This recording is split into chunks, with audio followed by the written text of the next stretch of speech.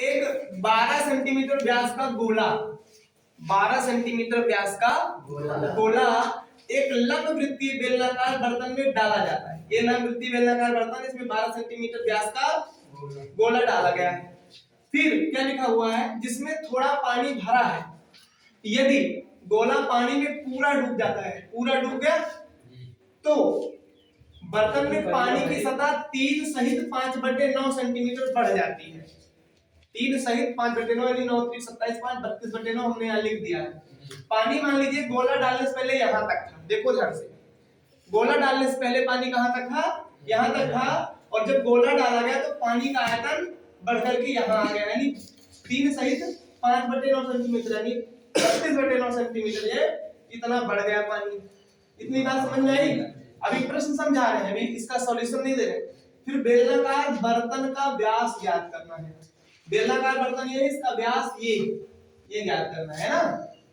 तो बेलनाकार बर्तन का व्यास हमें ज्ञात करना है। ये हम क्या करेंगे, सबसे पहले क्योंकि दिया गया है गोले का व्यास दिया गया है, तो लिख लेंगे गोले का व्यास बराबर 12 सेंटीमीटर है।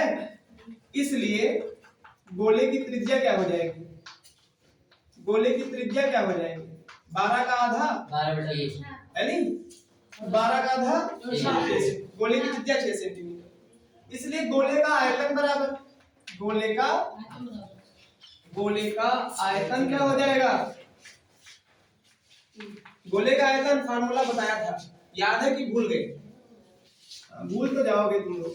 4/3 pi R cube, 4/3 pi R cube, ये फार्मूला था, 4/3 पाई आर क्यूब। तो 4/3 पाई को पाई रहने देंगे, आर की जगह पर क्या लिख सकते हैं, 6।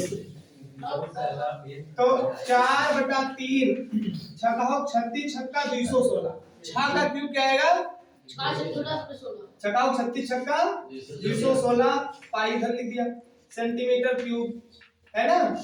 अब 3 से कट जाएगा 216, कटेगा नहीं कटेगा, 4 गुणे 3 7 21, 3 दूनी 6 72 पाई सेंटीमीटर क्यूब, ठीक है। उसके बाद 72 को 4 से मल्टीप्लाई करेंगे, 4 दूनी 8, 4 सते 28, 288 पाई सेंटीमीटर क्यूब। ये तो आया गोले का आयतन, क्या आया, आयतन। हमें गोले का आयतन नहीं ज्ञात करना है, हमें गोले का व्यास भी नहीं ज्ञात करना है, गोले का व्यास दिया गया, हमें ज्ञात करना है इस बेलनाकार बर्तन का व्यास, बेलनाकार बर्तन का व्यास। तो बेलनाकार बर्तन का व्यास ज्ञात करने के लिए सबसे पहले बेलनाकार बर्तन की त्रिज्या ज्ञात करेंगे, त्रिज्या ही ज्ञात करेंगे और उसी को डबल कर देंगे तो व्यास हो जाएगा। अब त्रिज्या ज्ञात कैसे होगी, उसके लिए तरीका देखो। पहली चीज तो समझो, जो गोले का आयतन है वही इस ऊपर उठे हुए पानी का आयतन होगा, यानी जो इसकी ऊंचाई है ना, देख रहे हैं ऊंचाई, कितनी ऊंचाई बढ़ी है इसकी, 32/9 सेंटीमीटर, यानी 32/9 सेंटीमीटर जितनी ऊंचाई इसकी बढ़ी है, इसके आयतन के बराबर ही तो बढ़ी होगी। पानी का जो आयतन था इस गोले के आयतन के बराबर ही ऊपर चढ़ा होगा, उतना आयतन। आपने विज्ञान में पढ़ा होगा, आर्कमिडीज के सिद्धांत के अनुसार जब कोई वस्तु किसी द्रव में पूरी तरह से आंशिक रूप से डुबोई जाती है तो अपने आयतन के बराबर जल को या द्रव को विस्थापित कर देती है। द्रव में डुबोने पर अपने आयतन के बराबर द्रव को विस्थापित कर देती है। तो ये अपने आयतन के बराबर द्रव को इसने विस्थापित किया, ऊपर हटाया, ठीक। लिखेंगे चूंकि पानी की बढ़ी हुई सतह की ऊंचाई, पानी की बढ़ी हुई सतह की ऊंचाई बराबर 32/9 सेंटीमीटर। ये लिखा हुआ है 9 सहित 3/5 सेंटीमीटर, इसको हमने 9 3 27 5 32/9 सेंटीमीटर कर लिया है, सरलीकृत तरीके से इसको लिख लिया है। इतनी ऊंचाई इसकी बढ़ गई, ठीक है। इसलिए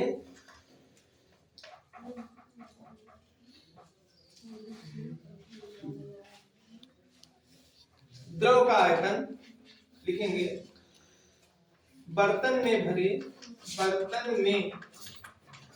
भरे द्रव में से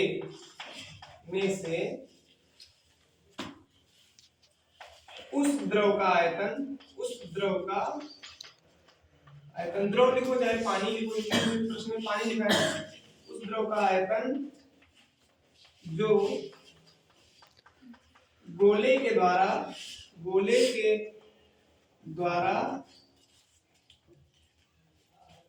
विस्थापित हुआ है, गोले के द्वारा विस्थापित हुआ है, ये हो जाएगा, है ना। 288 पाई सेंटीमीटर क्यूब। अब ऊंचाई ये, व्यास ये ले लेंगे, ठीक है, त्रिज्या तो ले लेंगे। माना बेलनाकार बर्तन की त्रिज्या, माना बेलनाकार बर्तन की त्रिज्या बराबर r सेंटीमीटर, क्या r सेंटीमीटर।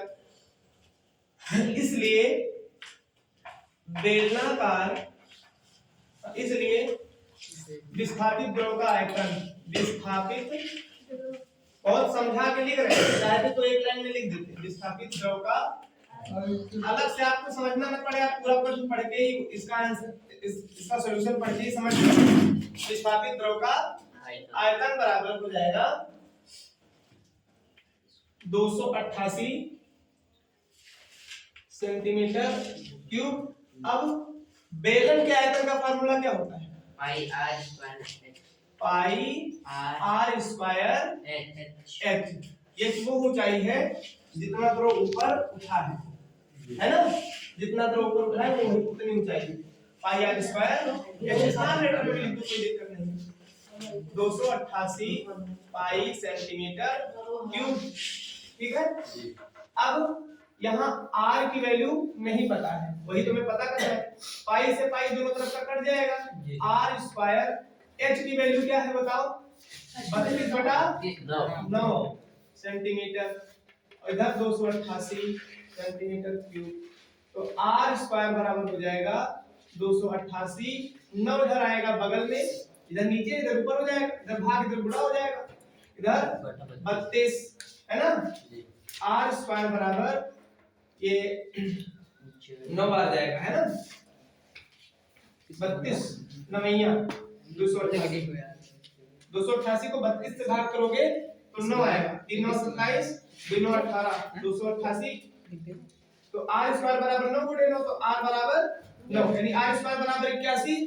तो इसका वर्गमूल लेंगे तो r बराबर 9 सेंटीमीटर। इसलिए ये त्रिज्या हो गई ना, इसलिए बेलनाकार बर्तन का व्यास बराबर 18 सेंटीमीटर देखो आ रहा है।